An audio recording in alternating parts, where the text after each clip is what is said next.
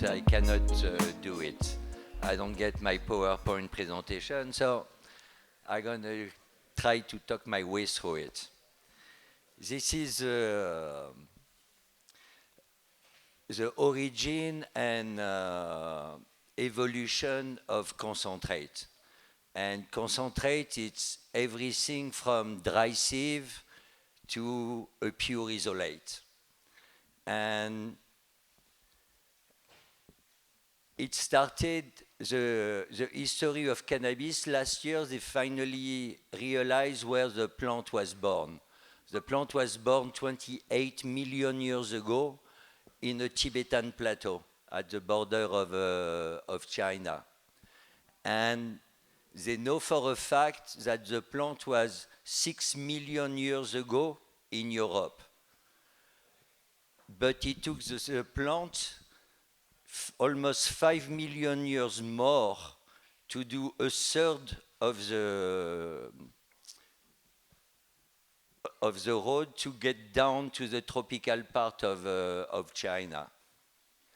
And it went on the other side of the Himalaya almost 6 million years ago. It was on the other side of the Himalaya a little under 400,000 years ago.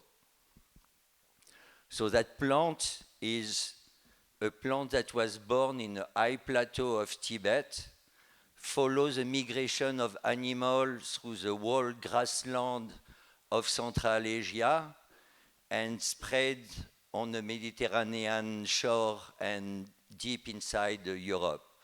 And this is during the Ice Age.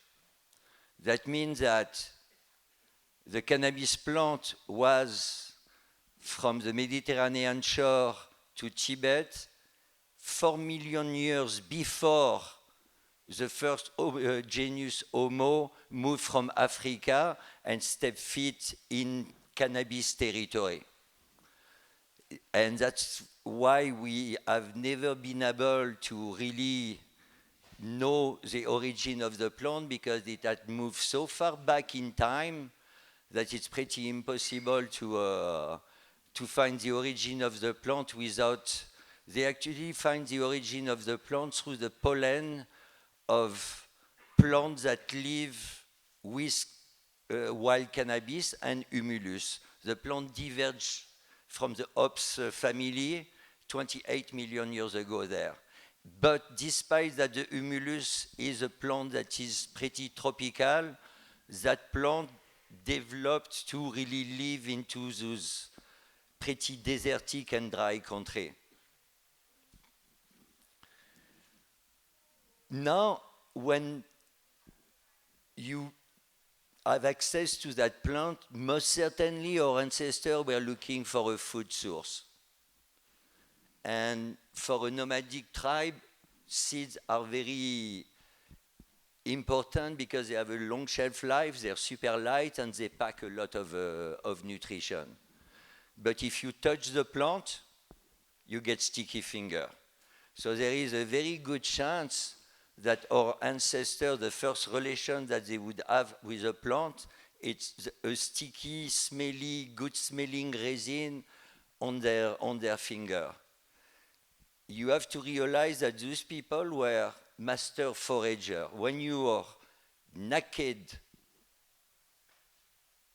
barehanded in 2 million years ago or so, and anything around you, the predator, it's a 500 kilo beast, and any type of herbivore, it's twice the size of those cats. It's pretty difficult to survive without really being able to use anything that nature gave you. And when they stepped into Asia, the first genus Homo, the plant has been growing there for 4 million years. There is a good chance that they would add, even just trying to cut the plant with something that is really not really a cutting edge, you realize the fiber there is. So that plant must have been very attractive. The only thing that is different with the cannabis plant, I always thought that the cannabis plant was just psychoactive.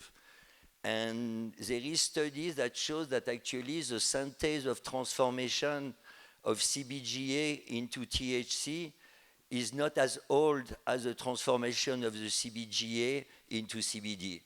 So that means that that plant, before anything, was medicinal, but it may have changed by itself from moving from the high Tibetan plateau to the shore of the Mediterranean Sea without humanity, because there is new,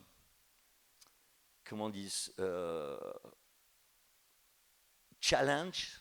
The plant may have started to produce different cannabinoids to be more appealing or more resistant to the life in this new territory. You have to also understand that those people were like really knowledgeable about botany. If you want to survive, you need to know the plant, you need to know animal behavior, and you need to be able to use anything from nature that is a potential of survival. And to create agriculture, you have to go through 200,000 plants, just the ones that give fruit and grain.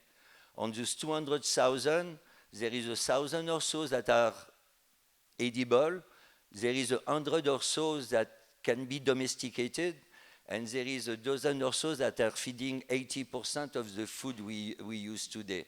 Since 13,000 BC, we have not domesticated a new plant or a new animal. Those people were like amazingly connected with nature and very knowledgeable about it, and they could pass down that knowledge. And when you have such a precious knowledge, if there is only one dude in a tribe that got it, it's easy to lose. It must have been like a very knowledgeable tribe of people that could really hold that much knowledge and pass it down through thousands and thousands of generations. They may have lived in cave. They may have had like maybe just 2/3 of our brain power, but since we use only 10% of the size of what we have, it doesn't mean very much in any case. So imagine those people, there is a good chance that they could define the different characteristics and quality of the plant. So now you have sticky finger.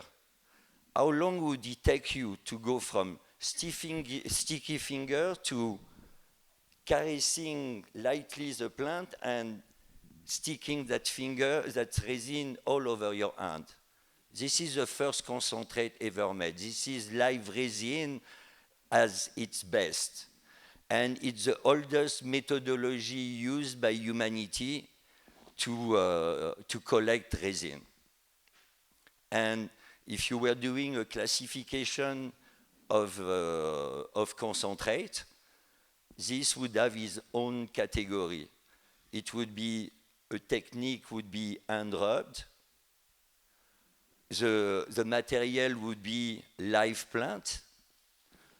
The product would be charas, live resin. Okay?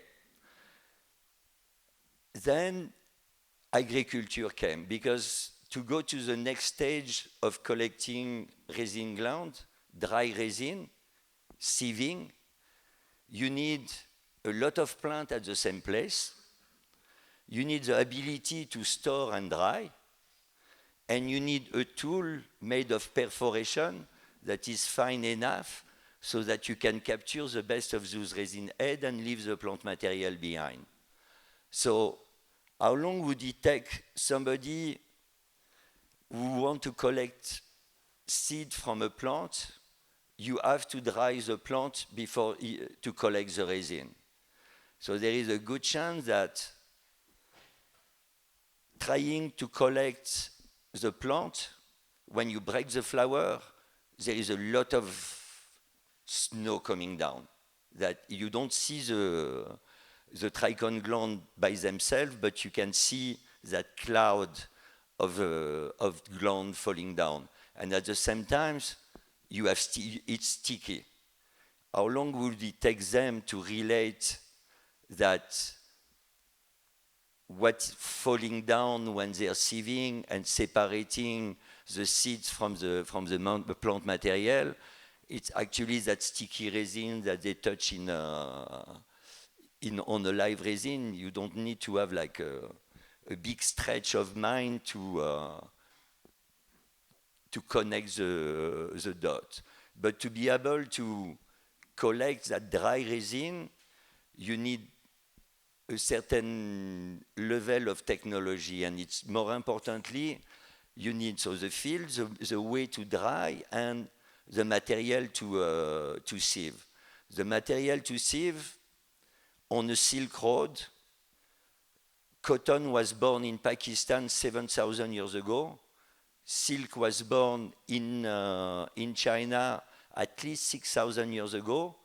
And the oldest evidence of a woven material, it's 28,000 years old, and it's somewhere around the Caucasus mountain. So for humanity to have had the ability to have a tool to separate really truly the plant material to the trichome head can go back even before agriculture, before the birth of agriculture. People become sedentary before agriculture was really born. Because before that, they were living, when you come back often on the same place and your favorite food or your favorite plant is broken down and used in that territory, and you don't destroy everything, every year when you come, there is more and more and more of exactly that type of agriculture, of products that will become an agricultural product. It's like they were unconsciously domesticating the plant and the specific ones that were the more appealing to their taste. And cannabis was at the beginning of that. The use of it have been going from the beginning. The oldest semi-sedentary place actually are in Afghanistan. So it's like we may have been dry sieving cannabis resin for over 50,000 years. When you dry sieve, you need to dry and cure the plant. There is no producing country that collects the resin gland until the plant has been dried and cured over 3 to 9 months. Only in Afghanistan, certain places, they dry sieve the plant as soon as they are dry, but they load goat skin full of that resin and they let it cure underground in some type of underground chamber for over a period of 6 months. Then they press it and they make ash. But there is no other place where they would sieve the plant just after drying. There is always that period of time of curing. They don't know what is curing. They cannot explain you why. But when you ask, it makes good resin or it makes better resin. They know the result, but they don't know the science behind. So when you sieve, it's always dry material, and you separate through perforation of your tool. And most of the time, in producing country, what defines the quality of the product is the cleanliness of your resin. There is a lot of limitation when you dry sieve because you work with a material that is brittle. And that material you agitate stronger and stronger and stronger. So the stronger you agitate, the more contaminant you get. And this defines the grade of quality that you find in producing country. So if I had a chart, this would be the second technique. The methodology is dry sieving. The end product, it's loose resin head. Those loose resin heads that are pressed into a mass that is called hashish. And it's pretty interesting to know that there is no hash producing country in the world that do not press their hash before smoking. Nobody does it. And if you ask, it's because it's not so good and because hashish is better. Pressing resin with a source of heat, it's something that has been done for millennium and in every producing country, so it's impossible for a methodology to survive even 10 years if it's not really on point. Imagine a text that can survive millennium in every producing country with the people that literally invented the game. And when you crush those membranes that you collect, it's very much like crushing a grape to make wine. You need the matrix that created the sugar and the juice to make the wine. To make hashish, you need to have the matrix that created the terp and the cannabinoid to have a transformation and create a product that is definitely not those loose resin heads that you receive. And it's very important to understand that. I'm going to give you as an analogy, the best is alcohol. In all alcohol beverage, and I'm going to take only the grape as a sample fruit, you can make many different types of alcohol by using the juice of the grape until you even make pure alcohol.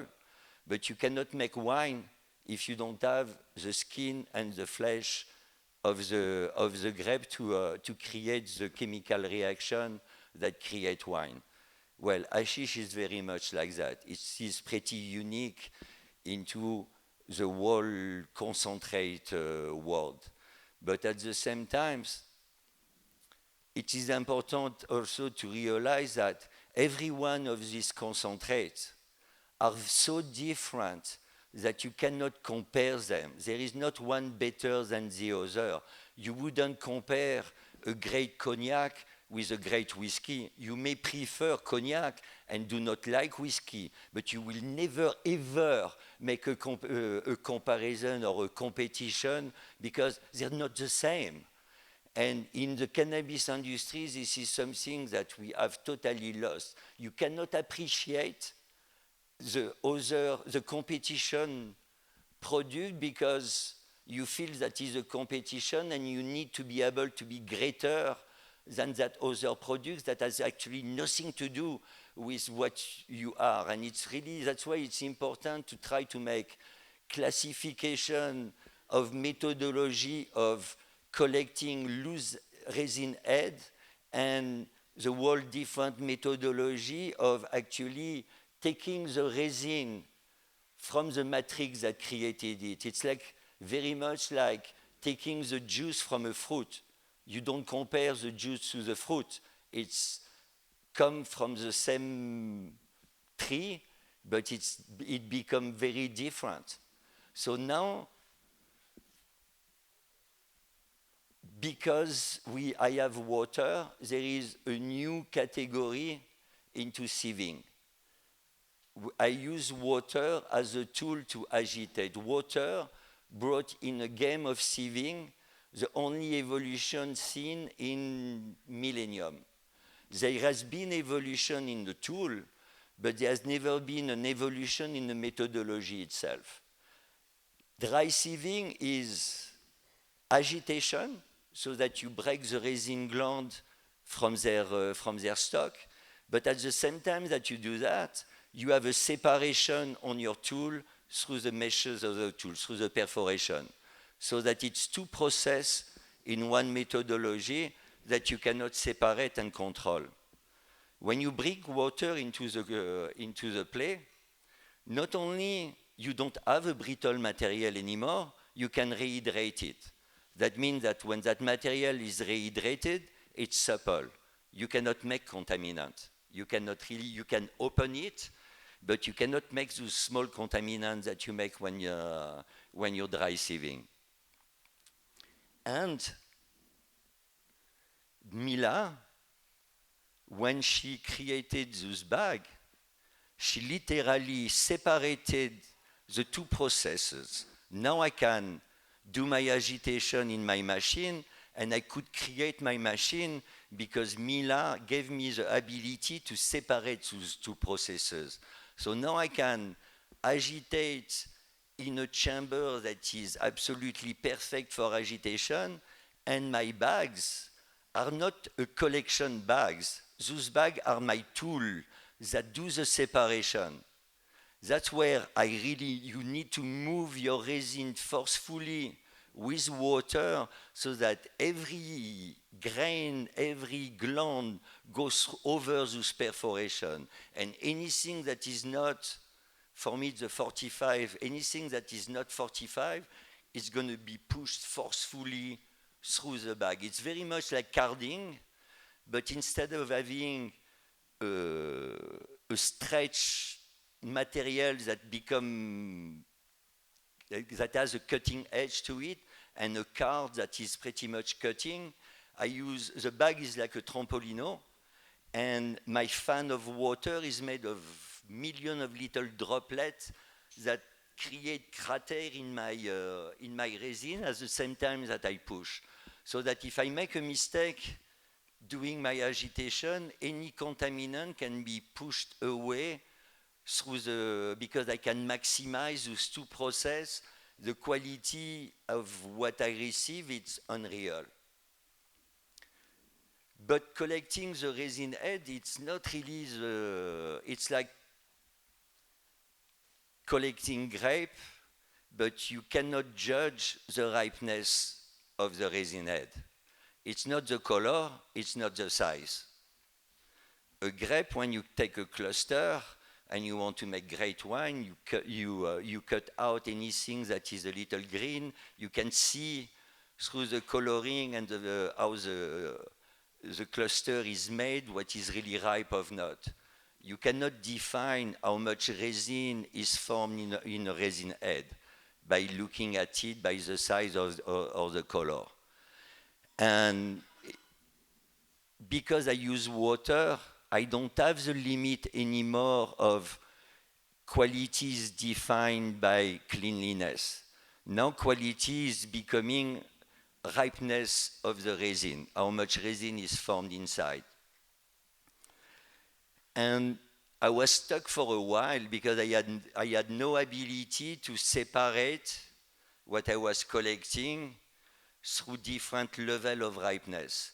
Until I I read a scientific paper where they explain that actually a resin gland is made like a fruit. Between the resin gland and the stalk, there is a part that is called an abscission that becomes smaller and smaller and smaller the riper the resin head is.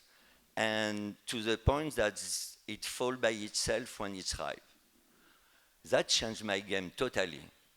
Because now I'm not looking at a plant where what I want to collect is microscopic and I cannot even see it. Now I can imagine a fruit tree because it's made like a fruit. So if I look at a fruit tree, how do I get to the ripest fruit? You go to the tree, you touch and smell. That I cannot do. But if I shake the tree just a tiny bit, I got that ripest dimension that fall.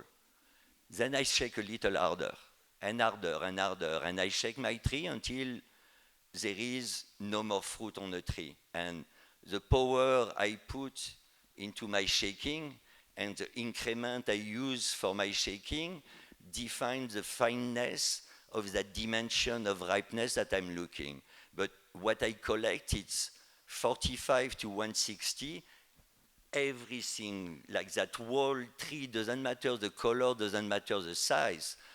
That amount of abscission that was retaining that specific ripeness of resin head, they are all gonna fall with the same amount of power.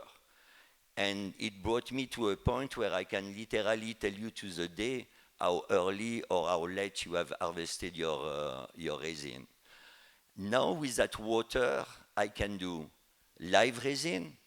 I can go to the field and put the plant directly into it. I can do live resin but frozen, because if I do only live resin, my window of opportunity is pretty small. I'm not going to do more than maybe 3 farms a season, and they have to give me genetics that really finish at different time of the season, that I'm being able to work the stuff in between.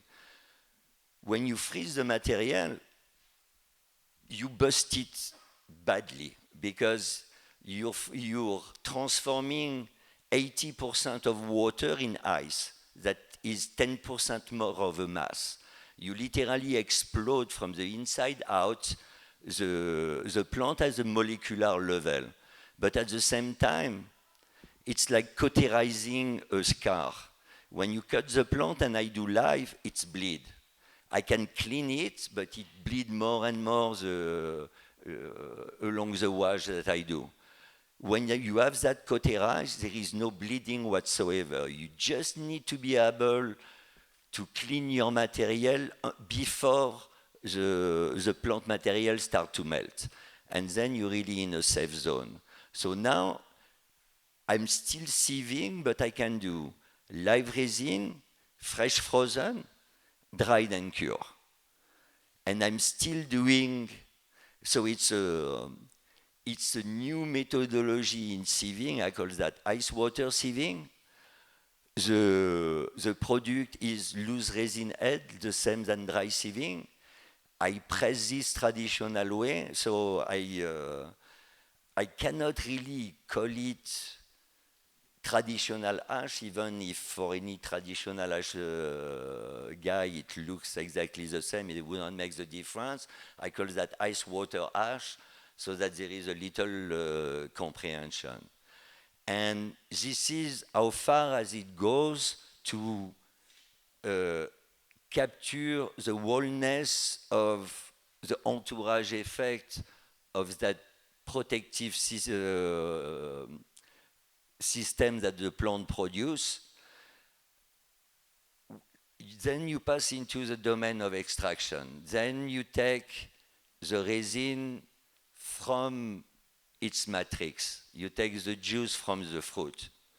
And the simplest take, I thought it was simple, it's rosin. You use pressure and heat to be able to liquidify the resin inside the gland, and through a filtering mesh, capture only the resin. And I really thought that there were no science behind that type of tech, and I have been proven wrong really hardcore. If you really understand trichome, cannabinoid, how they form into each other, and how they react to heat, and you can make stuff happen. You can create pure THCA. You can separate terpene and cannabinoid, which they do actually naturally, and do diamond. It's like the problem here. You don't have a culture of resin. It's all the old schools that were smoking, Lebanese, Afghan, my generation. And then you have been cut out of the rest of the world, and you've been growing your flower. It's actually the BHOs that brought concentrate into the scene here, and everything that has been done by other product, it's always been looking at what is coming next from the BHO extractor. And when you use butane, it's the ultimate tool to capture the most volatile terpene in a perfume industry. So it's one of the most amazing tools to be able to separate and capture compound. It's one of the ultimate tool. And they have been creating product after product, and everybody has been following that. Even the solventless. When Nicati started to put solventless on the market, it's something that had to resonate for people who were smoking BHO. So it had to leave nothing or as little as possible on a nail. It had to be loaded at least with 60-70% cannabinoid. And the advantage at that time, it was more terpene.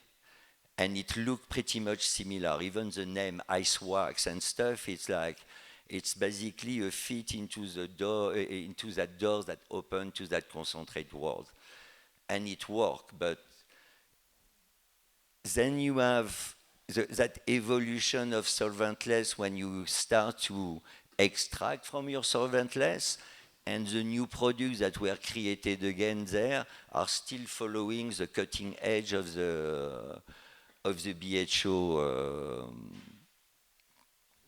extraction stage. And it's a culture that is really unique to you. It doesn't exist in the rest of the world.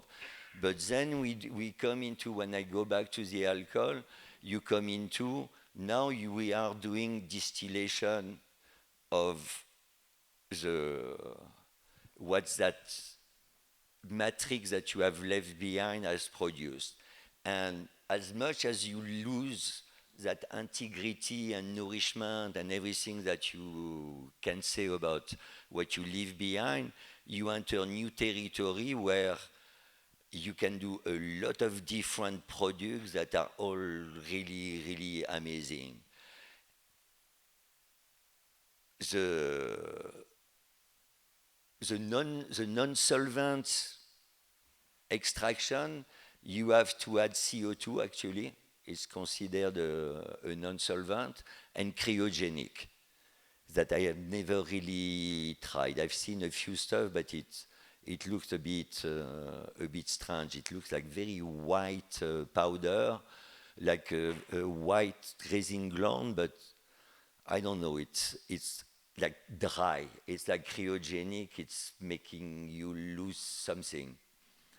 And then we enter the world of the butane extraction. And even when you do BHO, you cannot compare a butter to a sauce, or it's like every one of those products, it's like a different alcohol made with the same fruit. But even when those alcohols are made from the same fruit, there is no real competition between, because they are very different products.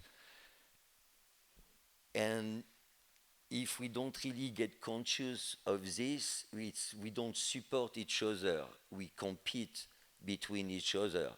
When there is no competition, we're all into the concentrate world. You know what I mean? And I wish I've had the picture to show you, but it's like that plant was on a continent that we live on 4 million years before us.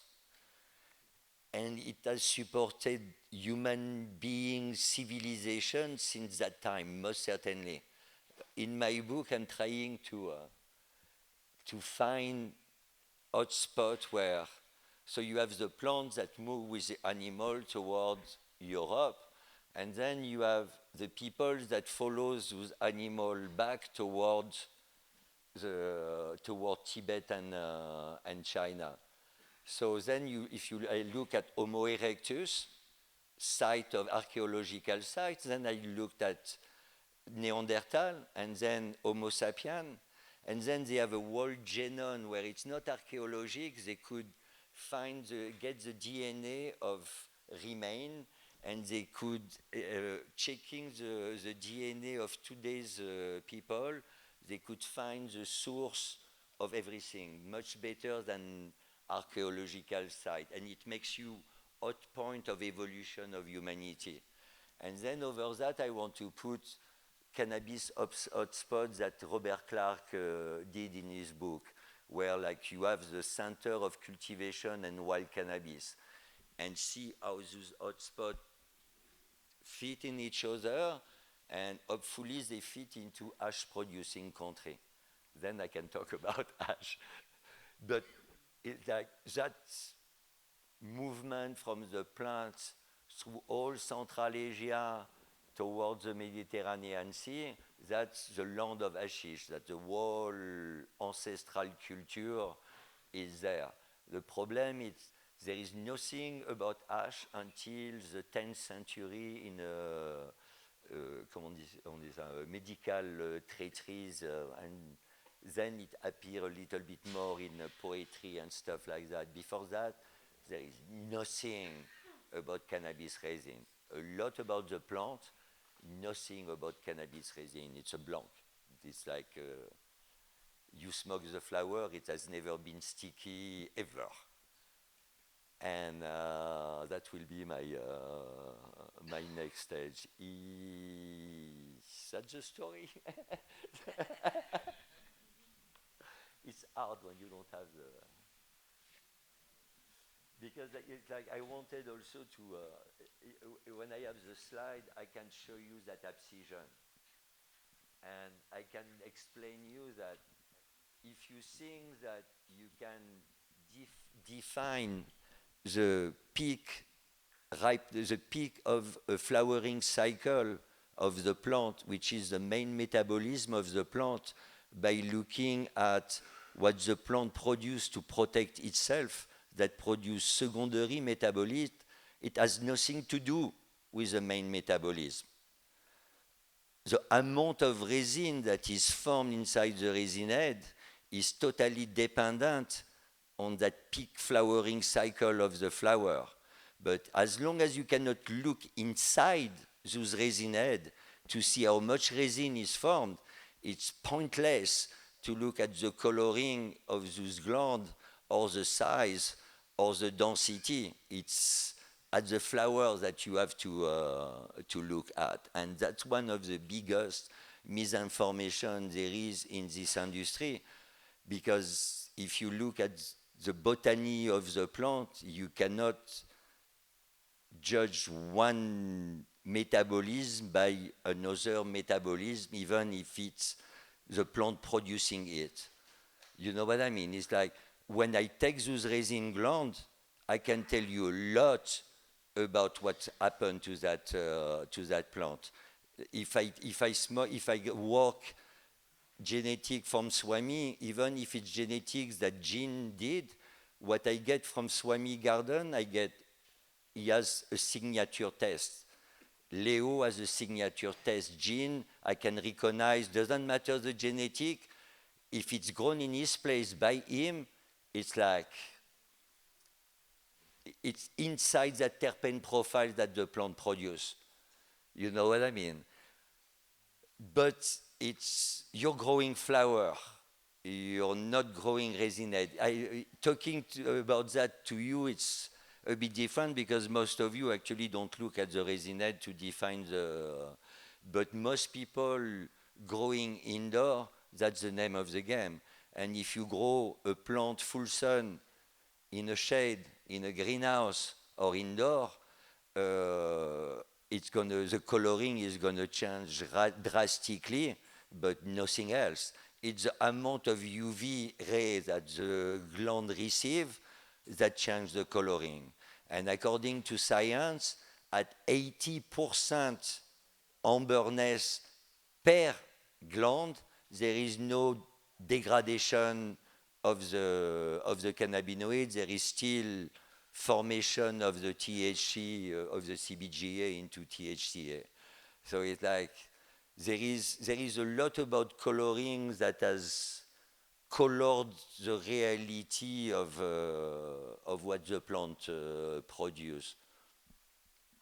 So if you have question. Yeah, no. You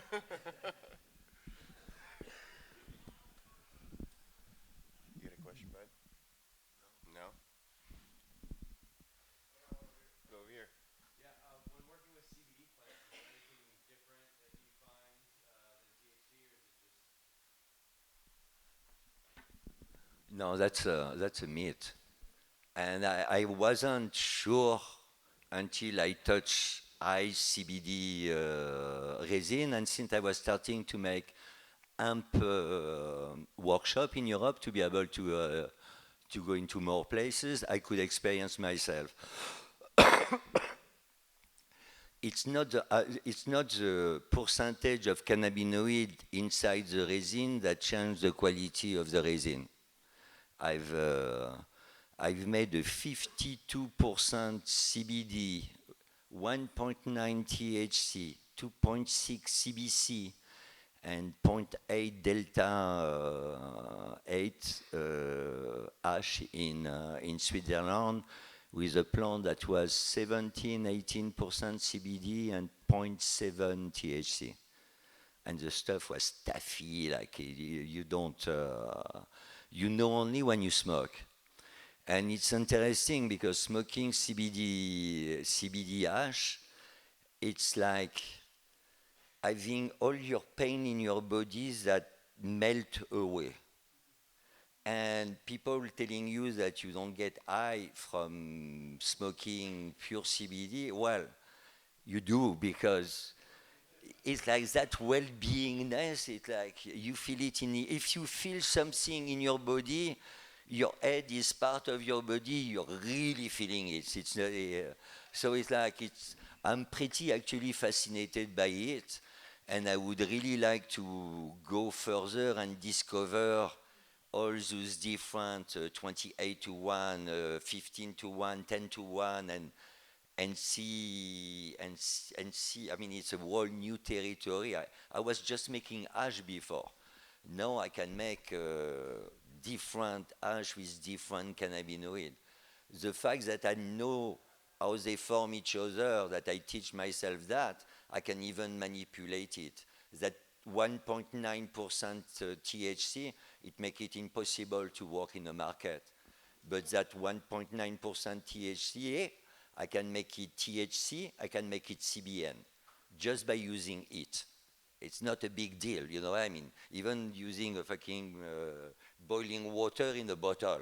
It's like it's only temperature and time.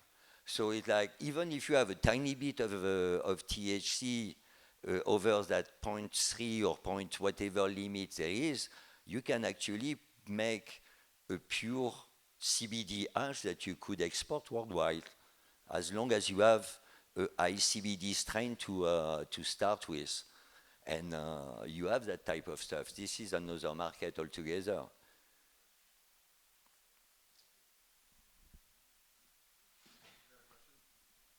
What about do you think there's a difference in quality between indoor hash or outdoor hash?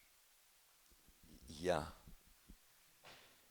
yeah, because it's like if you what is the different expression of the plant indoor or outdoor?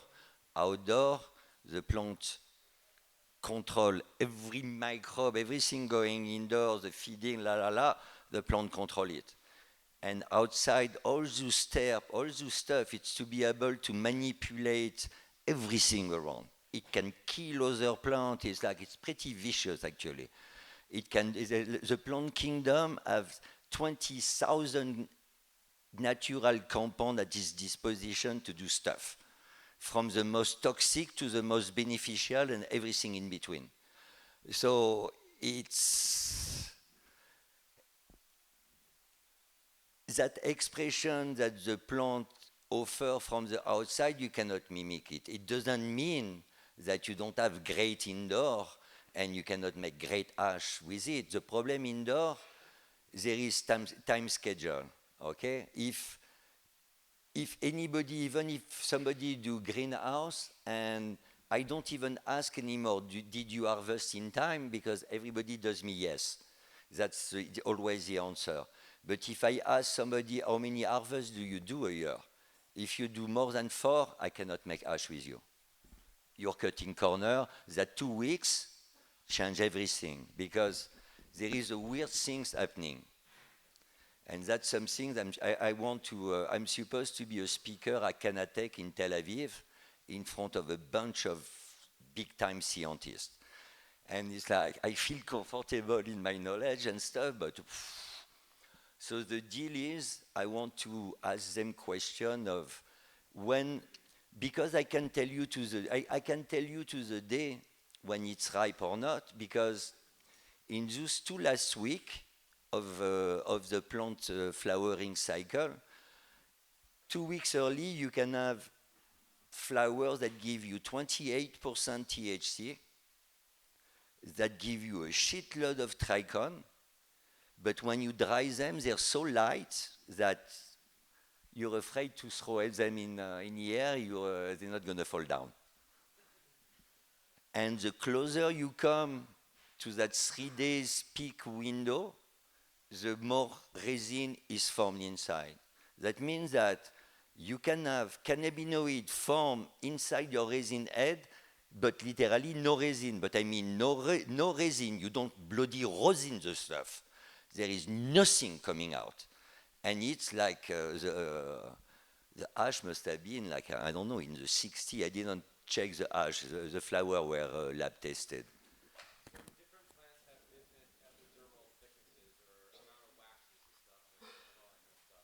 Does that affect anything, or do you It does affect something. Me, I need those resin head. Doesn't matter the thickness of the membrane. That's tropical or Hindu Kush mountain type. You know what I mean? It changes on a melt, but it doesn't.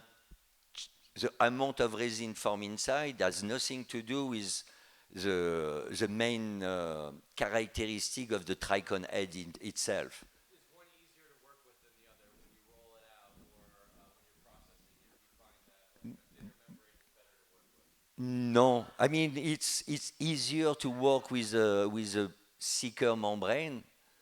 It's easier to work with a OG or a Kush than an African or a Nigerian or a tropical South American. But the amount of resin, it's defined by when you harvest it. And I would have always thought that you have the cannabinoid. If you have the cannabinoid, you have the resin that is formed. It's like, technically speaking, you have the precursor of terpenes that are fed. The underbelly of the resin head transforms this precursor into terpene. Then it bound with the phenol. It goes through a little membrane and it fill up another pocket. And the fuller that that smaller pocket, the smaller the one that feed it. But I thought that when this happens, those cannabinoids that are formed, I mean, it's part of resin was part of the. So that's one of the questions I want to ask those people, because I can really tell you to the date when you have really nothing inside, you're 2 weeks and over. Then let's say somewhere around a week, your first sample ball would press okay, polish nice, that you don't have a crack, anything. It wouldn't ooze resin, but it would look pretty good. The second one, you would have a little bit harder time to be able to really make it that there is no crack. The third one, you're not going to be able to make it will make a pancake, but not really perfect, and there is no way you can make a temple ball. Then the next wash, because every time it's a different dimension of ripeness, every one of those shake. You cannot even make a pancake. And then you reach the stage where there is nothing melting under your bottle. That's somewhere around a week. And then the closer you come, the fuller it is. And when you harvest it really at the right time, from my first wash to the last wash, it's like super melty. It's not full melt, but it's like a shiny temple ball. I don't polish those balls. It's literally the resin oozing out of that temple ball. And sometimes it just suck it in because there is not enough. there is like the membrane, for example, like we were saying, are a little bit too thick, so you need more resin inside to deal with foreign matter. Basically, it's going to be digested into that mass of resin. That's why when you age the ash, sometimes it becomes super gooey and because there is like wine, it's like there is something happening with all those different compounds together, and it really transforms it. Actually, you have 50 compounds in traditional ash that do not exist in the plant material, dry or live. It's like that whole process of making traditional ash. You create 50 plus super rare compounds that they do in laboratory and stuff. So it's really a very, very different material that you have. When you go into the extraction, well, you go even further than that. It's still the plant, it's still the power of the plant, but it's not quite the same.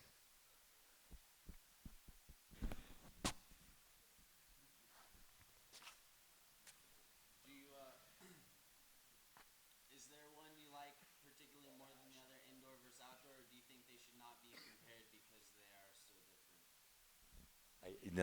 I don't think you should even compare them. It's like the plants show it to you. You cannot really grow well plants that are breeded indoor, outdoor, and vice versa. It's a plant evolution. The plant want to survive. The more they procreate, the more place you give them, the better it is. And if we add prohibition for another 1,000 years, well, it will be almost a subspecies like Ruderalis sativa and indica, plants that are totally adapted only to the indoor. You know what I mean? So it's a bit difficult to compare. And now there is a lot of people who grow no-till and living soil more and more indoor. The problem is the light. I do know somebody who has a plasma light though. Do you have any experience burying and aging hash underground? You know, you read a little bit about, people across the planet burying or aging it underground. I'm curious, like, what kind of container you can put that in and keep it dry, press it, age it, what's your process you go through before you bury it? It's always pressed. Every producing country, it's pressed.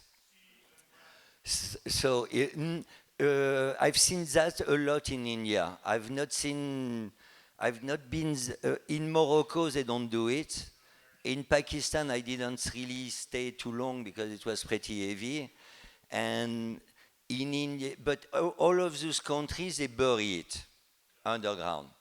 But I am not sure if it's only because it's a nice place to bury it, the temperature are stable, or it's also like a safety against police and stuff like that. In India, they always bury it.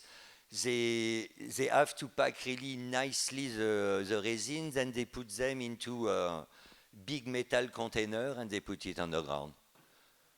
The oldest I smoked in like that was 8 years old. The oldest ash I smoked was 12. From Minjin, he had a 12 years old, that must be 17 now.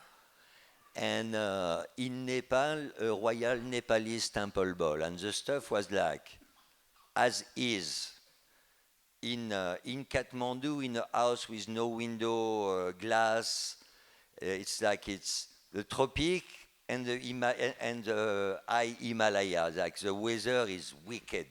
The change of temperature, humidity, you name it.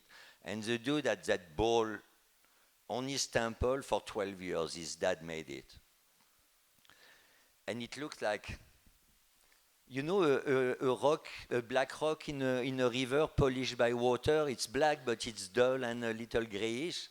It didn't look really much like ash. My English was very poor, and the guy English was not so great either. So there is a limit of what I understood. I understood that it was from his dad, and he was breaking it because something about his dad. And when he broke it, in India, there is often you don't see it. You're on your knee, half sitting. The room are never really big, and in Nepal even more so, and often a small roof. And you know when somebody is doing something, you're really curious about it. You're really gonna come close to it. And the guy was making a bunch of little all over. And then he'd look at me. I fucking remember, like sometimes I have goose pimple to think about the shock. And he broke that under my nose. He put me on my butt, but it's like not just it like pushed me literally on my butt. The place reeked in a matter of a second. And then when I looked inside, I had never seen that much charas at that time. It was really the beginning where I saw and rub stuff. And inside it was like, you know those rock that you break and you have all the crystal inside? But like small caviar, purple, burgundy, weird color like. And I don't remember the buzz, but I will always remember like I had never been punched by terpene, like violent in the nose. And I had never seen something like shiny and beautiful like that, because the royal, I do temple ball as a homage to that technique. Imagine when you use a resin to protect your resin. So in India, every charas is made by hands. That you do 2-3 a day. It's a few grams every time, depending on the quality you're making. So they take all those little pieces and they make a ball of it, like a pretty big ball, like at least 70 grams or some shit like that. And they make it to a point where there is not a blemish, the density is perfect and equal inside. There is not a crack, nothing. And then when they have that perfection, they roll it. I'm not sure on what, and I don't sure how, but they roll it to a point where they literally fuse the outside layer of that ball, and it become hard like an eggshell, but like ostrich eggshell. It's a millimeter or so in thickness, and that's all the packaging they need. And the dude, you could keep this literally protected from the rain outside, and come back 10 years later, the stuff is gonna be. It's like that's why it's like. When you don't have the culture of the ash, it's very difficult to understand how amazing it is to have figured it out. I mean, it's something you cannot see to understand that the power is in the resin. Guys, 15 years ago, you were throwing your trim away, if I have to remember. You know what I mean? It's like, it's crazy to be able to invent that game when there is nothing to guide you but that relation with the plant. It's like maybe they were actually getting direction for the plant. If it's like they were spirits, they were talking to those plants. It's because we don't have the abilities that it maybe even sound funny. But there is a lot of stuff that the plant can feel.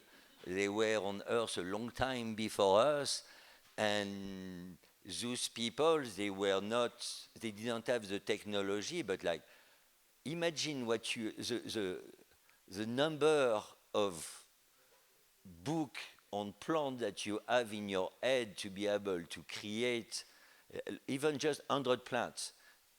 All the aspect of 100 plants that you can pass down to the next generation, it's already huge. When you have 200,000 of them over a span of million years, those people brain containment chamber, today we call that a library or a computer. We have access to so many data that we don't store nothing. Those people, it was all about storage and being able to give it to the next generation. Otherwise, you wouldn't survive. And that's why the people that grow, that are the closest connected to the plant they grow, doesn't matter the plant, those are the ones that stand out, like that guy who grow lavender in south of France. Everybody grow lavender around you. It's a mecca of lavender. There is only him that grew lavender like that, because his connection, his symbiosis with that space and that plant is so unique that you cannot duplicate it, literally. And the cannabis plant is basically that go between. It's like the Rosetta Stone, so that we could read Egyptian. Like if we can relearn the language of the plant, cannabis would certainly be a translator type of. You know what I mean? Like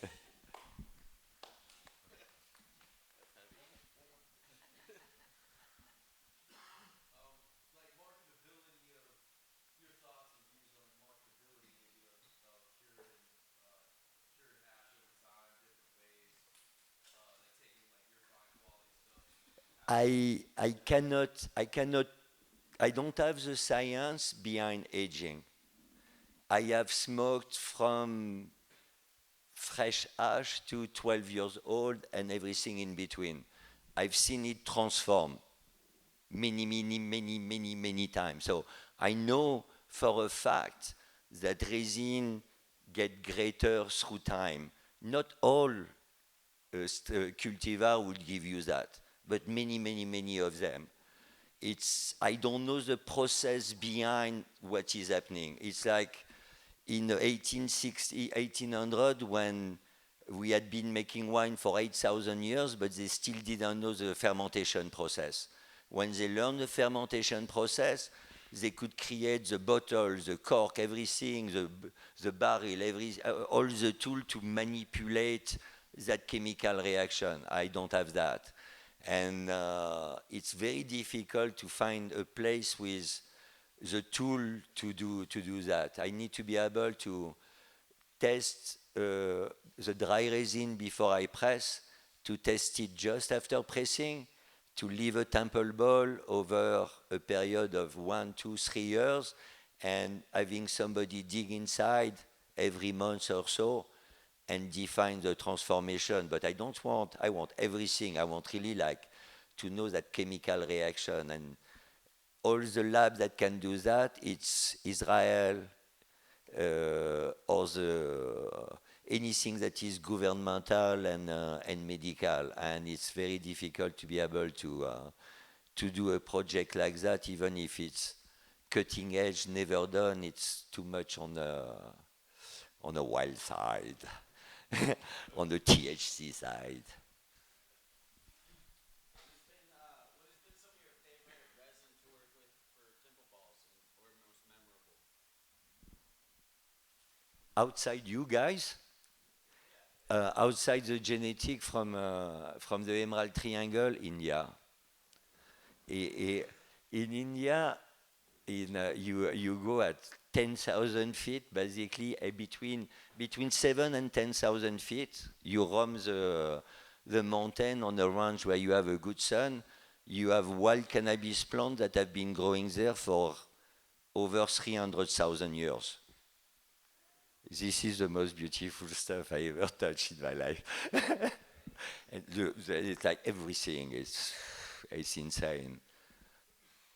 But it's like, because it's like the resin must be great, but because of the experience collecting on your bare hand the resin, it's like it's more than the actual potency of the resin you collect. There is that whole experience that make it. To compare it, it's like growing your own vegetable and eating them. They taste better. So that whole experience is very much enhanced by living in a wild, in a jungle, and you have to move from patch to patch, and you have your hand that you need to keep absolutely clean. It's super steepy. There is fucking bear and shit. It's like, it's crazy. And that experience make everything that resin like super, super special. Quoi. And otherwise, after it's here. Here, it's like you're killing me. It's crazy. Because all my life, I only had 6 flavors, basically. Moroccan, Lebanese, Middle East, like Turkey, Iran or so, Paki, Afghanistan, and India, Nepal. In India, you have more of a little variety. It's not really a pinpoint terpene profile. Otherwise, the terpene profile change, but it's more dependent on the quality. The higher the quality, the more on point and beautiful your terpene profile is. But you recognize you don't close eyes. You have no problem making a difference between the country. Now, every time I get a strain from you guys that I have never experienced, it's like stepping in a new producing country. I have never made that hash, and for me, a new hash is associated to a country, not to genetic. It's new for me, basically. This, most of my life, that different terpene profile, different that I wanted, that I needed to go to make the season in that country if I wanted that terpene profile. So it's like what you bring me, it's beyond a dream. I would have never even imagined in a million years that I could make hash that tastes like banana chiclets. You know what I mean? Or strawberry. It's like biting it, and when you let age, it's like it becomes like a brandy. Like there is a boozy undertone that come to it. No, it's like you would have to. It's like as much as I love you and I'm ready to fight a lot for you, I live a life where it's very difficult for me to take responsibility. It's only be my wife and my daughter. Because of the way you brought me in, and you are my second tribe. My first tribe was the people I live in when I was traveling. And it's a very specific, it's you, but nomadic, basically. And it's very intense, it's very special, it's very exclusive. And then I became a dad, and I lived for 20 years in a straight people, where you really cannot say anything much about who you are. So the first time when I came in the Emerald Triangle, I fucking tried the fucking whole Emerald Cup. It was like a shock to be able to. I was home. It's like being in a mountain of the Himachal Pradesh. It was trippy. It was not there, but everything else was. And then the way you took me in, so I feel responsibility toward you, but not because I love you dearly. It's because you have a potential that is fucking mind-blowing. I've been in many places. I made hash and I've seen a lot of resin. It's like you stand out worldwide for the diversity and the quality of your genetic. And most of it, you hide it. You go and bloody grow purple punch and wedding cake all day long, all of you. When you have treasure trove to put on the market.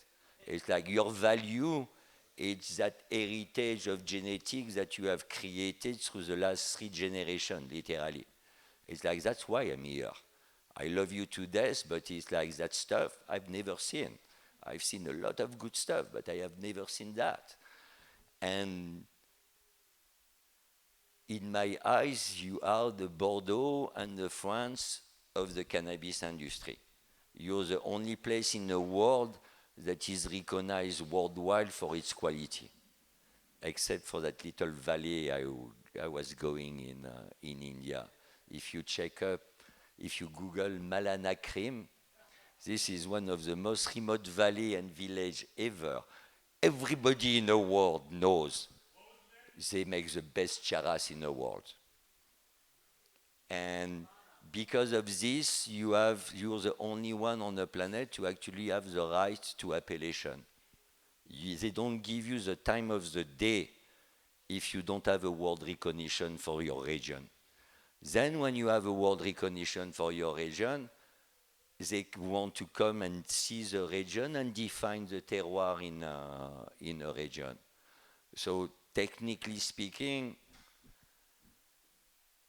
if California water down what is actually an appellation, it's going to become meaningless.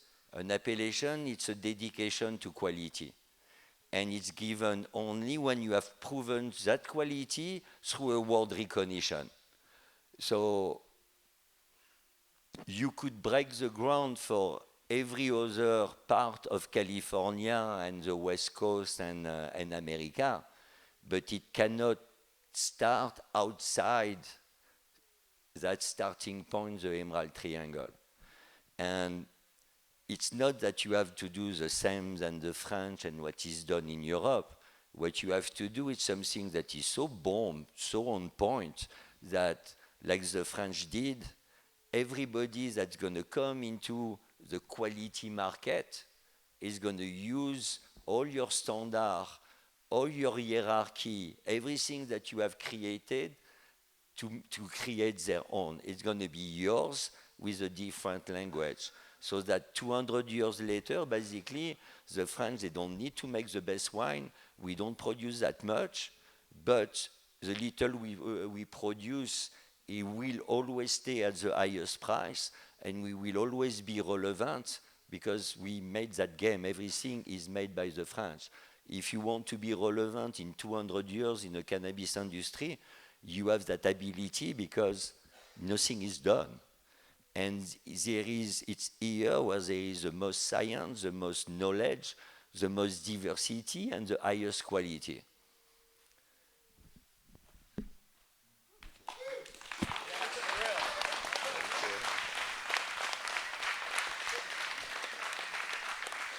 Just saying. Is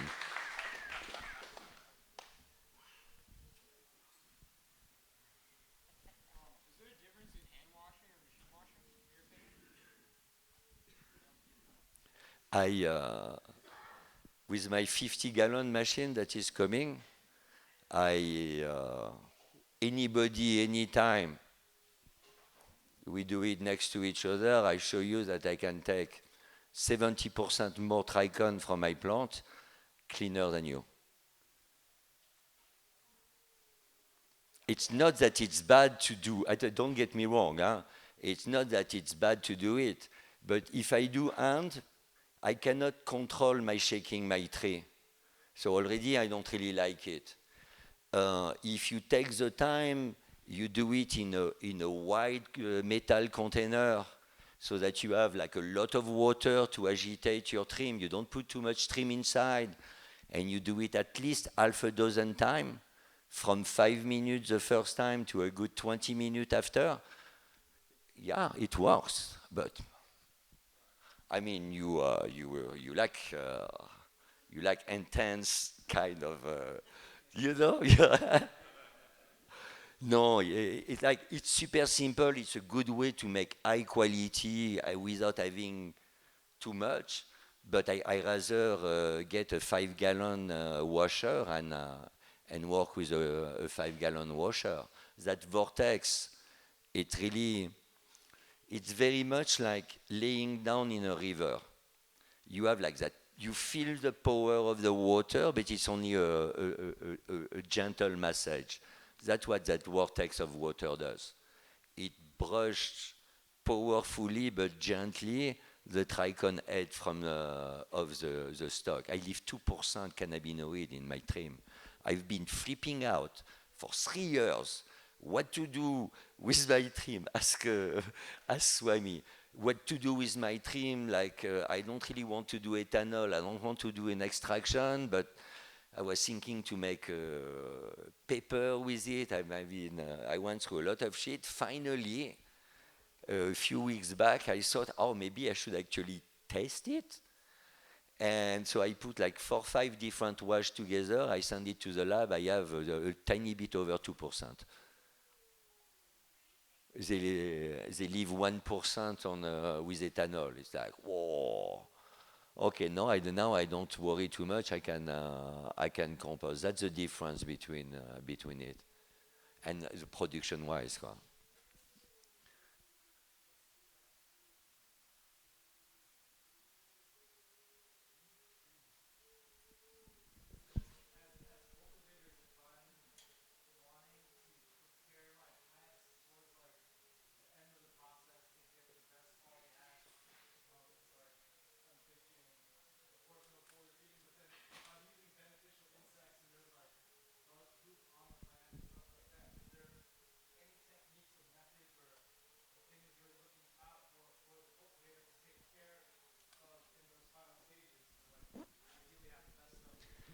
When you do that sun grown, nature does it for you.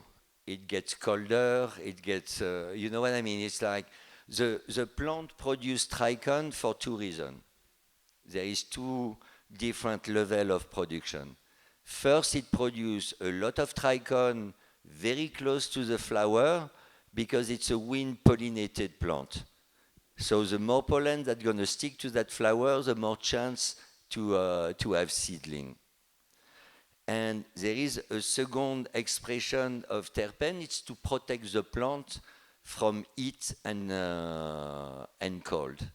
And to do that, they produce those long stalk resin head. When you have a lot of them really close to each other, it makes a roof. Under that roof, the stalk of those trichome, there is an airflow, a corridor that really protect. And this is natural outdoor.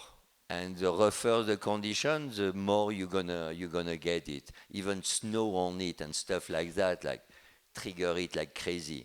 When you grow indoor, because it's a triggering system that creates that, you don't need to flip the plant. You just need to increase a little bit your heat and make it a little bit colder at night. By stage, like maybe 3-4 days, the plant is gonna, it's getting colder. It's like they're gonna be triggered and they're gonna start producing it. You don't need to flip her out. You just need to let the plant know that the temperature change are happening and it's time to build up the protection. And there is also products. I have heard that I can actually trigger that in a plant. I don't have the name in my head like that. You would have to email me. I can give it to you. It's something that can be triggered by organic element that you give the plant. The more insect, the more the plant is going to produce stuff to protect itself from the insect. Anything that makes the plant think that there is danger around, it's going to produce. If you're indoor, leave a male in a room. Because, so the plant is wind pollinated, produce resin, she's waiting, all good. And then it's like time is passing, nobody is coming. They make more because to be sure that whatever comes, they get. And because you do Sansevieria, they're flipping out all the way to the end of their life. It's like they cannot reproduce. That's why sometimes they earn, because they can do it themselves. So that's the ultimate system of security of survival for them. If you put a male in your room or in your greenhouse, all the females, they know there is a male there. So they're going to get even more excited because nothing is happening, but they know there is a dude inside.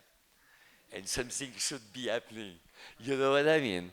And little trick like that. It all depends the condition you have. So you have to play with stuff like that. When it like doesn't matter what you do with the plant, because those resin head at what the plant produces to protect itself, I can read a lot from it. But you as a farmer, if you collect those resin head and you start reading it, then you know the main metabolism of your plant and you can read what the plant did to actually deal with everything that is around her. And you get even greater, like Jean, some of the best breeder I know, they're pretty damn good ash maker too. And some of the best farmer I know, growing flower, they're really, really good at making ash too. It's not quite the same. It's two different metabolisms that express that whole plant. As a farmer, the more you know about the resin on your plant, the more you will know your plant.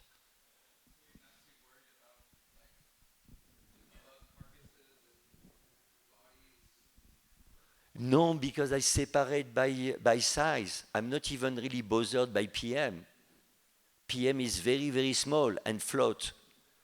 My smaller bag is 45. PM is so much smaller than 45. And I use a lot of water. If I know that there is PM, I put a lot less material in my water. I use a lot more water and I wash a lot more in my bag. And I have never seen come back in test. So bugs like a caterpillar poop and stuff like that, it float and it's much bigger. That stay in my 190 and my 160.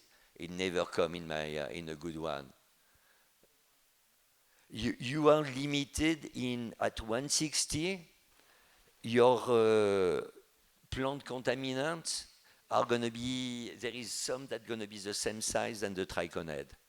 And when you go down 15 and 25, it's the same. It's very difficult to have totally clean because you cannot separate by size anymore. You have to separate by weight.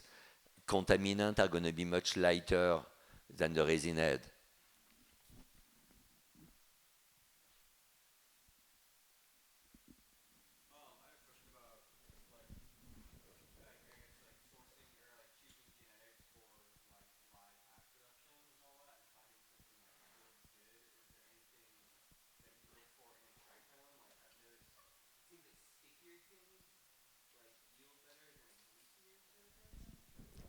I have never felt greasy before. Have you, Swami? It's like the first time I felt greasy, it's here. And I don't really know what it is. But yeah, definitely those you don't even want to start with it. That's not gonna do it.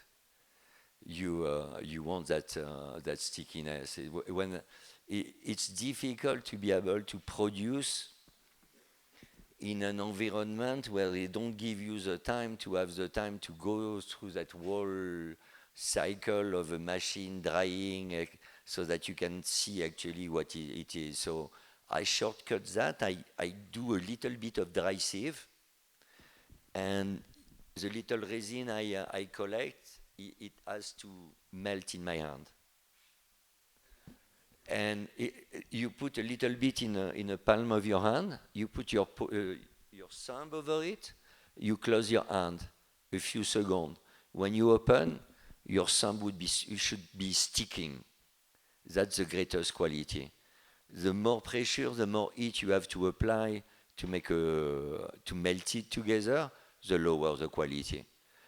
So by doing that, I can judge pretty fast and pretty accurately if it's going to be something I'm interested or not, that at least gets that level of ripeness that is worth checking up. If it doesn't press, I don't touch. If when I touch the flower, it's greasy, I cannot play around with it. But I don't know from what is that greasiness. Like I was saying, all your spraying on a plant. That's only the big difference with the something done at the plant that could really make a difference in resin. I had never seen resin nucleating before. And Cheras should nucleate. It's pretty humid. There is a lot of manipulation and stuff. I had never seen like this here. It happened for nothing. And there is that's why. But at the same time, every strain that I touch is I'm going to school, and the learning curve. There is so much diversity that as much as I can recognize, technically speaking, there is as much difference in the resin that there is between flower. That means that an indica flower and what we call sativa flower, they are as different in their appearance. Resin is as different in characteristic and thickness of membrane and all that. So you can recognize which tendency it goes. You can recognize strain. You can sometimes even recognize a line in a strain. Like there is a Paki 78 here that is pretty amazing that I could recognize that I guessed in two strain, and you could literally recognize strain through the resin if you work long enough with it, basically. And that's something that reflects a lot into all the products that we put on the market.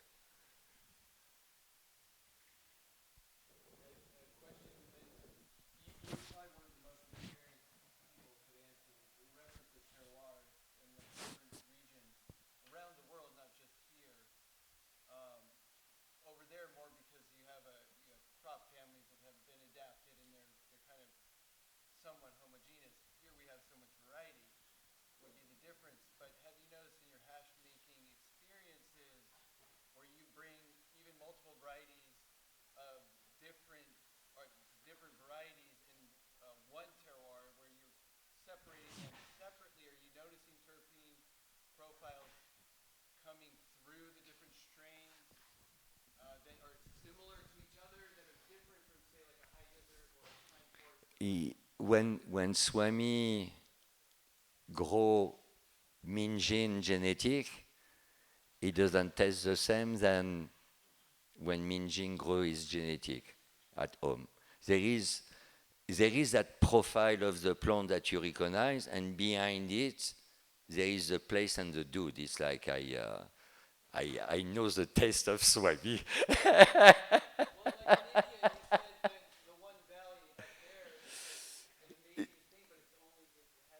I have not. It's like it would be. You would have to experience the same genetic into different places to be able to. Yeah, but yes, there will be for sure. For sure, that's. You have so many microclimate here. The soil vary a lot from places to places. You have like microclimate by the hundred. Yeah, that's one of what makes the Emerald Triangle so special. It's not that it's made for cannabis. It's made for growing anything. You know what I mean? Because you have all those microclimates. You have an Indian summer. You bloody have it all here, and it's you can't duplicate it. And we are at a stage where there is two sides here in California. There is the side that want you dead, and there is a green rusher that puts their money on your side. Those people have been putting hundreds of fucking millions of dollars betting, gambling on you. They are the only one that believe on you. So there be maybe like Volter and they drain the blood and they live on you, but because you let them do it, when it's easy to fuck with one farmer, left and right, and to get bossy. But when you are 101% dependent on those people, it's not fucking very smart. And if you have all those people that talk together and you fuck with one, you fuck with 20, 30, 40, 50, 100 of them. It's different. You know what I mean? It's like because you don't understand. I don't know. Me, I'm French. Like the dealer is like it's the dude you can wait fucking a week and you say thank you because that's it. He's the dude. You are not even the dealer. You're the guy who grows the plant. There is nobody before you. Okay? You rule. And on top of it, you grow fire. So it's like those people, they are 100% dependent on you, but you have to work with them. Now it's just a show of respect. As long as you let them do it to you, they're going to do it. If you start saying, okay, can we talk now? Because you're losing money, we're not making money, it's a fucking mess, it would be time really to organize ourselves. You have the potential not to really blackmail them, but it's like, Gorilla style with the boss, you need to reach that level where you'd need me 101%. How many distribution company and stuff there is in NorCal? There is quite a few of them. So if you really want to work, not with me, with all me and all my body, you have to treat us well. And if you move a finger and one of us is not happy, well, we're going to go and talk to the next. To the next. You have that much power, but you don't use it. And they're all fucking dependent on you.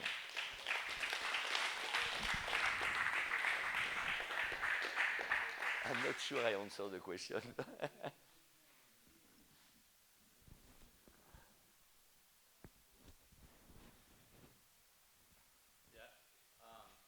I've been waiting to ask you this for a long time. I'm really excited to ask you.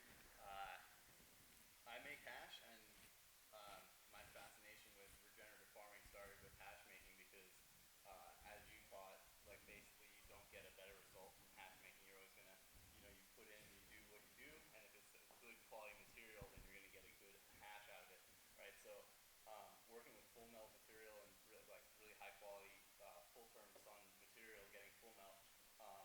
In 2 years of production-based hash making, there were a couple of anomalies that were fascinating to me that would be regenerative farms that produced to where we were pulling it 16 times or more, and it was still full melt. And that to me says that the plant is happy, the hash is, I don't know what. It's like anything that reaches that level of melt, it's because the farmer knows his flower so well that he harvested in that 3-day maximum window. And it's really by looking at the flower here, it's a pleasure that I don't have to really insist of that. But for people who grow indoor, everything, every literature, everywhere, even scientists invent machine to be able to calculate the different level of amberness of the resin head. Man, fuck, it's not even the same metabolism. Come on, you're a scientist. Like, seriously, with that type of misinformation, we are not going to go really well. And then people are lost. It's like, but what do you see? What do you look at the flower? The bracts, what it is? It's like, man, isn't it what you're growing? Or it's like you're looking only at the trichome every day with a magnifying glass and you never look at your flower. Because I thought in America you didn't know about resin and you were growing flower. So it's like, I don't get it. It's like, or you grow flower or you go resin, but then it's not the same. Then it's really hardcore. You don't sell flower. It's not the same game. Oh, but no. So look at your flower. And it's because it's so ingrained into every book, everywhere, everything, that it's the coloring of the resin head that defines the ripeness, it's it's very difficult to explain to the people that, I mean, if you grow tomato or if you grow anything, you're looking at that specific part of the plant that you're actually growing. You don't look at a defensive system that protects the plant from insects and stuff like that. It's like you wouldn't do it with any other plant than cannabis because there is nobody who checks the science behind anything. It's like it's on YouTube, such and such say so, it's all cool. I don't know, I'm French, we question everything, always. Automatic. Out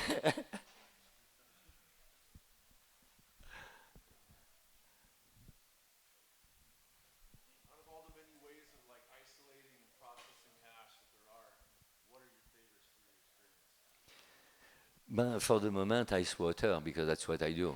It's like it's that evolution in a game where I can totally not worry to have the cleanliness to enter into the equation, and it's all about being able to capture those dimension of ripeness that give me the melt to be able to get to the source. Now my problem is what's going on. Every time I get that close to know about quality, every time there is something that I really don't understand, and it's again there in the background. It's like I need to be able to define what's going on in those last 2 weeks that nobody seems to know much about it to uh, to be better at what I do. I'm not sure if it's gonna make me better or make better hash per se, but it's trying to the ability to judge, to be able to know more about what I'm gonna get by looking at it. Hopefully, because it's like knowing what you collect, not just until it's all. You need to break that membrane to know how much is inside. Before that, you don't know. I mean, when it's dry and it's super light, you know that it's not going to be good. You want some weight in that resin. It's all on you guys. It's that 3 days window. It's not a question of genetic. Some will give you more ratio and stuff, but like that quality, it's on the shoulder of the farmer for any type of agricultural product. Well, it's like that's why your name and where it's grown is so important. For me, it's part of my culture, but for you, it's it's using a word recognition that you own, okay, and you don't ask for it, and then the people you work with doesn't matter what they make, hash, extract, vape pen, edible, whatever they do. If they tell everybody that what they're doing their product with come from the Emerald Triangle, personally, I would look at it just because I know it comes from you guys, and the world over would. So on one side, you don't ask for credit, and on the other side, they don't understand how much valuable it would be to co-brand with you and promote the origin of the product. Like every agricultural product, people start to be educated and they want to know where it comes from. And this gives value to the finished product. So in that line, it's broken because you don't connect those dots on either side. Like by not understanding it or not really knowing the potential that it can bring on both sides, and that's a big loss. It's valuable when you say Emerald Triangle. It's like guys, it's like everybody want to smoke your stuff except the people in California. It's funny.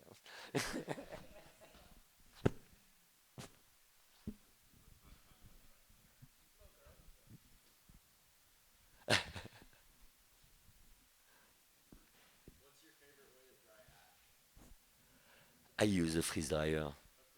Yeah, it's like freezing in space. it's unreal. What do you think of like freeze drying versus microplaning in drying? So when you collect those resin, the name of the game it's not breaking the membrane.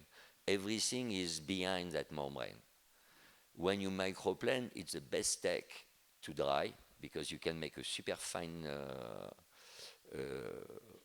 material that you can spread really well. It dry fast, but those sharp edges they destroy a lot of membrane.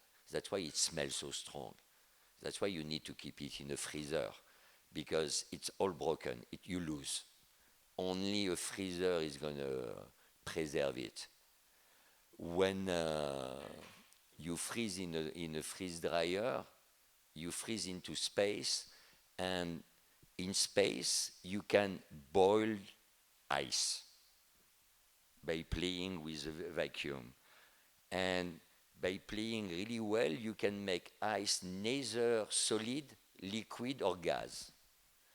The machine give you the ability to work just under that level.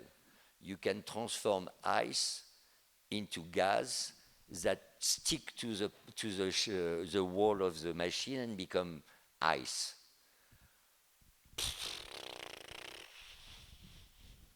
When you can really manipulate well, you save 97 to 98% of all the compounds that are before drying. It's pretty. There is nothing that really beat it. It's in space. There is no oxygen. There is no light. There is the stuff come like white, fluffy. I leave it in my. Normally, I don't touch it because it comes from space. I leave it in my drying room, 55, 35% humidity. Like the really good resin, I come back in the morning, it's a patty solidified, like all melted together. Room temperature, no pressure, nothing. Like resin naturally has a tendency to stick together. That's what nature wants the resin to do to protect itself and last.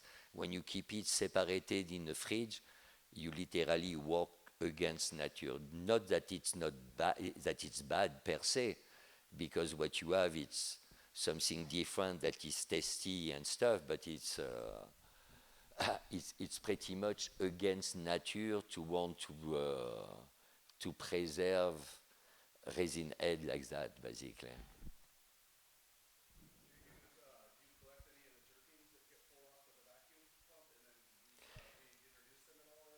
No, because when you do your setting, and if your water smell, you're not there. You need to be able to have that water basically odorless. Then you know that your setting is appropriate. Yeah. First, you look for dry. When you have your patty really dry, and you have to look at it straight when you put them off the freezer, you break them in two.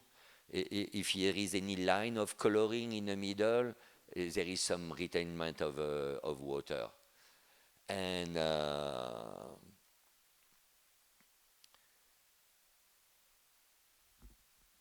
then it all depends how you want to use it. If you want to keep it loose, and then most people grind them, or for me, I make a patty, but it's like I have never tested how much water is left inside, because they all tell you freeze drying, it's sublimation. It's not only sublimation, there is something called desorption, because there is not only water that became ice, there is some water that remain water that stay attached to the molecule.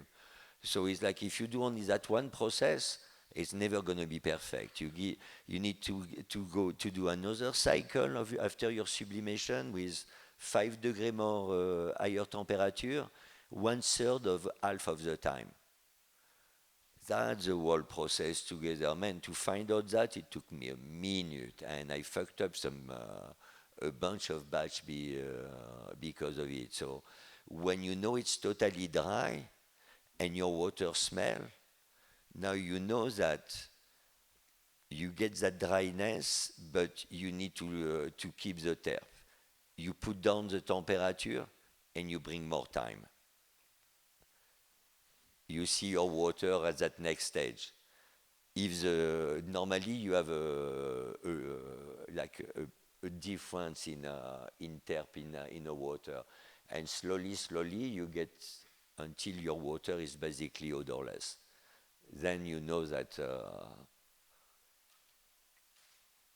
if you go to my website, the last on the article page of the website, the last 5. Now I'm going to post the 6th one. All those articles are the science behind all the tech I do, 3 articles, and then the workshop, but written down. For people who don't like me, who don't like to look at something, they need to read. But I could never be happy about the science behind as a video. And as much as the video are instructive, if you don't understand why I do what I do, you're not going to be able to bring it further. You need to understand that why I do stuff, so that there is a sense behind the methodology, and this is for you to manipulate and make better. But if you don't have that, it's like, yeah, you're going to be able to make good stuff, but you're not going to be able to fine tune it to you, and because you don't get that principle behind it. It's like learning the science behind the Tricon changed everything for me. When I came after 18 years of making ash, I was super good because I could even stick it on my hand, but I was totally ignorant. I had never seen a Tricon. I didn't even know it was a Tricon. I call that pollen. I didn't know what was a cannabinoid. So I teach myself what was a Tricon and what Tricon are in a plant kingdom. Then I wanted to know how the cannabinoids are formed inside that Tricon. And then I wanted to know how the cannabinoid form each other.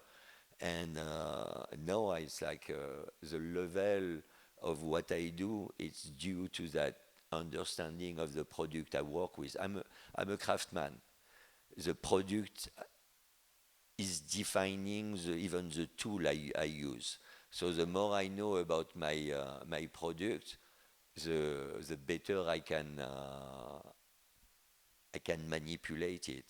All my knowledge in producing country, I learned the tool, and I had no clue with the product. It's very much like a blacksmith. You give him a super great forge, but if he doesn't know the property of every metal that he's going to work with, he's going to be able to make good stuff, but he's not going to never be able to reach that level where you can master it and make something out of it when you control it. You know what I mean?